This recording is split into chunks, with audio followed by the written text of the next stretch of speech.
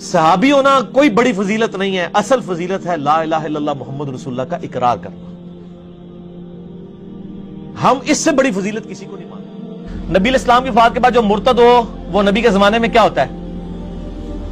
مسلمان نہیں سر، صحابی۔ ان ڈیفینیشن ہی بھول گئے، صحابی تھی جس نے ایک نظر بھی دیکھ لیا، وہ ڈیفینیشن ہی بھول جاؤ۔ آج کی ڈیٹ میں بھی اگر کوئی کسی صحابی کو اپنے علم کی بنیاد پہ کافر بھی ڈکلیئر کر دے، وہ یہ سمجھے کہ میرے نزدیک وہ کافر تھا، تو اس سے یہ نہیں ہوگا کہ ہم اس کی تکفیر کریں گے۔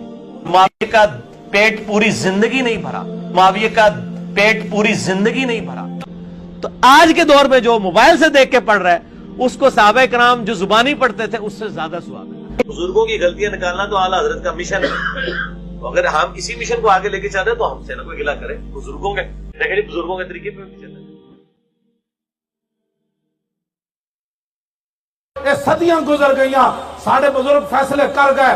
اعلیٰ حضرت بریلوی لکھیا حق بدستے حیدر کرار، لیکن امیر معاویہ بھی ہمارے سردار، اور ان پر تان و تشنیع کارے فجار۔ اور کوئی نہ گل لبھی، ہن تقریراں نہیں چلدی ہو۔